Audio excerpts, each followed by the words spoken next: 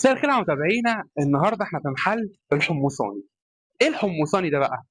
الحمصاني ده محل مقلة فيها لب ابيض، لب سوبر، سوداني، كاجو، كل انواع المحمصات.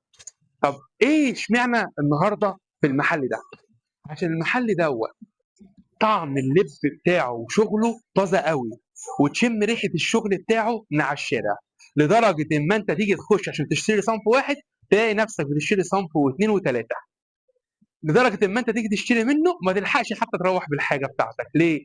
عشان بتاكلها وانت في الطريق.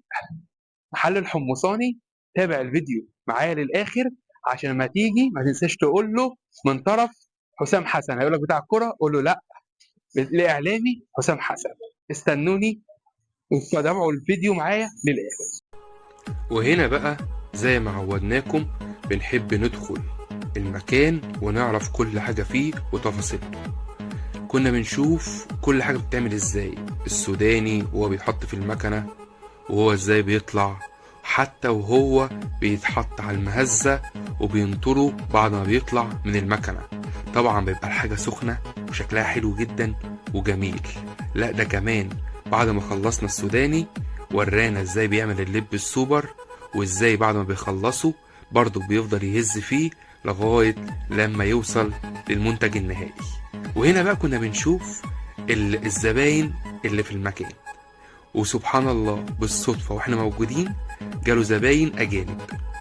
معنى كده ان الله أكبر المكان على مستوى عالي وبيجيله ناس على مستوى كبير وراقي.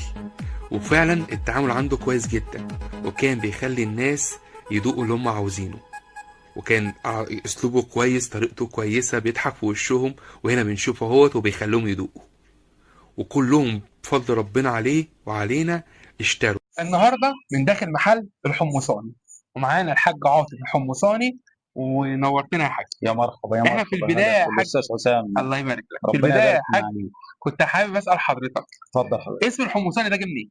اسم الحمصاني احنا خدناه من نفس المجال اللي هو من الحمص، فسمينا المقله بتاعتنا مقله الحمصاني او تسال الحمصاني.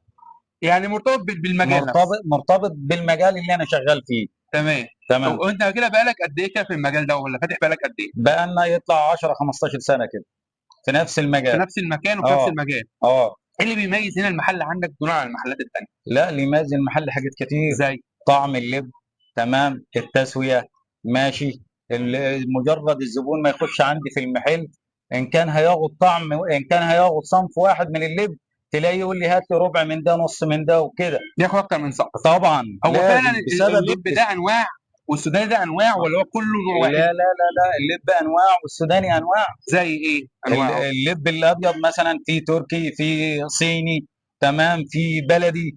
اللب مثلا ايه، اللب السوبر، اه ماشي. والسوداني في سوداني امريكي وفي سوداني بلدي، تمام تمام. وفي اللي هو السوداني اللي بيشرب، تمام تمام. في سوداني ان سي وفي سوداني بلدي كده. تمام.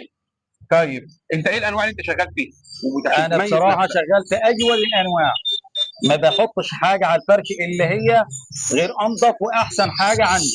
لازم تمام. تكون موجوده، ما احبش انا احط اجيب اي حاجه وخلاص. انظف حاجه عندي بحطها على بتصرف على الفرش. الشغل عندك عشان بصرف على الشغل عشان خاطر الزبون، الزبون. تمام، ياخد حاجه كويسه وحاجه محترمه. لما يذوق الحاجه يرجع ويجيني تاني مره واثنين اثنين وثلاثه. وثلاثه. طيب ايه العرض اللي احنا نعمله يا حاج لكل متابعين الاعلامي حسام حسن؟ طبعا نعمل عرض المتابعين، تمام، كل كيلو لب ياخد عليه تمن هديه. طيب كل متابعين محل الحمصاني عامل عرض على كل منتج ربع او تمن. تمن اهو مركز في اه. الكلام. تمن كيلو هديه. العنوان الحاج الحمصاني، القاهره، مدينه السلام، الشارع الجديد، تقسيم مكه، امام مدرسه سلمان الفارسي. كان معكم الاعلامي حسام حسن من قناه قلب الحدث، مقدم برنامج انا والافوكاتو وانا والناس ومجال الكلام. سلام.